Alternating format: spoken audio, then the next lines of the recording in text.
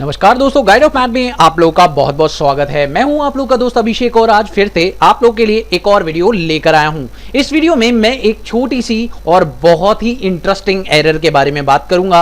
आप लोग को इस एरर को जानना चाहिए, बहुत इंपॉर्टेंट है क्योंकि कई बार ये एरर आपकी भी आ जाती है। और मैं आप लोग बता दूं, अगर ये एरर आपकी आ गई तो शायद आपका काम पूरा खराब हो जाएगा। तो मैं आपको ये एरर दिखाना चाहूंगा। चलिए शो करते हैं। तो क्रिएट पर चलते हैं और मैं आप लोगों को एक लेजर क्रिएट करके दिखा रहा हूं। यहां पर मैं लेजर का नाम जो बनाने वाला हूं वो है लोन फ्रॉम HDFC। मैंने यहां पर एक लेजर यूज किया, लोन फ्रॉम HDFC। अब आप ये जानते ही होंगे कि लोन फ्रॉम HDFC का अगर लेजर आप बना रहे हैं तो इसको आप किस ग्रुप में डालेंगे या आप लोगों को पता है। तो सीधी सी बात है, हम या तो इसे करंट लायबिलिटी में डालेंगे, या तो मैं इसे लोन लायबिलिटी में डालूंगा, या तो मैं इसे अनसिक्योर्ड लोन में डालूंगा, या तो मैं इसे सिक्योर्ड लोन में डालूंगा। अल्टीमेटली अगर देखा जाए तो चारों ऑप्शन मेरे पास हैं। अगर मैं किसी भी ऑप्शन में डालता हूं तो ये एकदम सही है।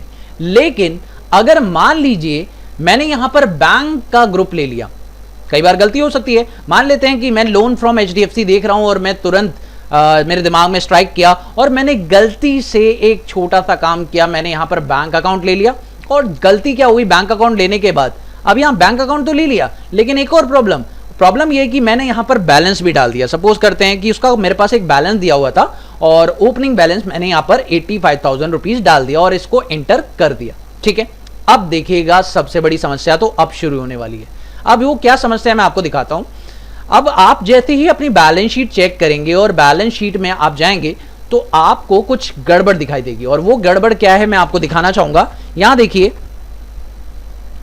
जो लोन फ्रॉम HDFC है वो आपको यहां पर कहीं दिखाई नहीं दे रहा, पहली बात। और सीधी सी बात है, loan from HDFC loan liability में आपने डाला नहीं था, बैंक में डाला था। तो आप एक बार बैंक को खोलिए तो आप देख सकते हैं बैंक के अंदर लोन फ्रॉम HDFC आपको दिख रहा है। अब ये गलती आपको मान लेते हैं बाद में पता चल गई, ओके।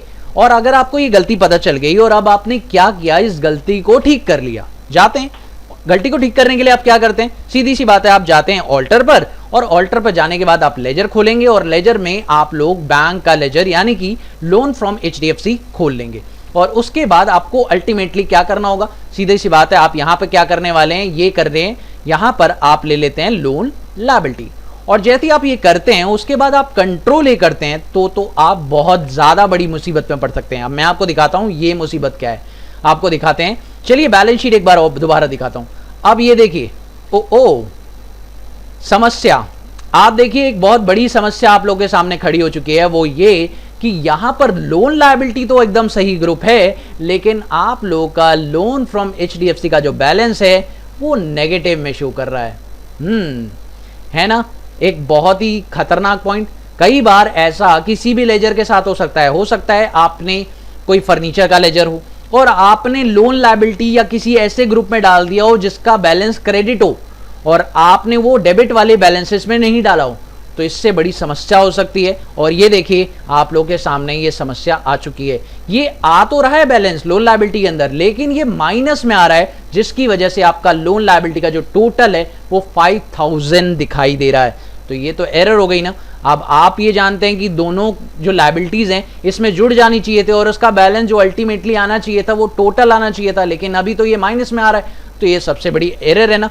अब इस एरर का इलाज क्या है, इस एरर को सॉल्व करना है आपको तो बहुत ध्यान से एक चीज करनी होगी और वो है ऑल्टर पे जाइए, लेजर पे जाइए और सेम उस लेजर को दोबारा खोलिए। देखिए दोस्तों, आपने यहां पर सही तो कर दिया लोन लायबिलिटी, लेकिन आप एक चीज भूल गए और वो सबसे बड़ी मिस्टेक है कि जैसे ही आपने इसका ग्रुप हटाकर बैंक से लोन लायबिलिटी किया तो ये लोन लायबिलिटी यानी कि जो बैलेंसेस हैं इसके होते हैं क्रेडिट।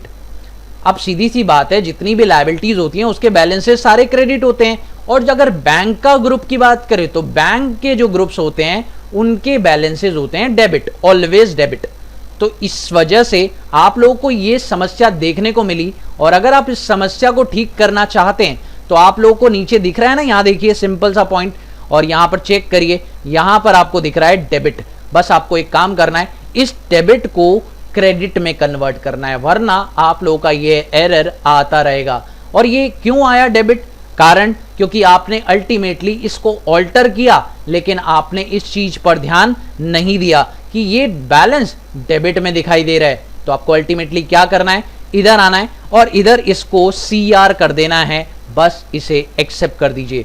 और अब आप अगर बैलेंस शीट में चेक करेंगे तो अब आपका कोई भी एरर नहीं आएगा और आपका टोटल जो है वो 1,75,000 आ जाएगा।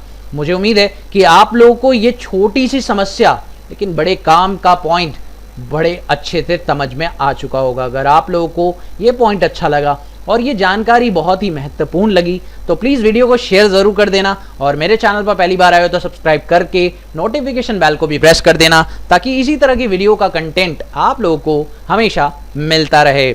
चलिए मिलते हैं एक नई वीडियो में एक नए कंटेंट के साथ। तब तक के लिए देखते रहिए, सीखते रहिए guide of math channel. Thank you so much for watching this video. Have a wonderful day दोस्तों। Happy learning. बाय।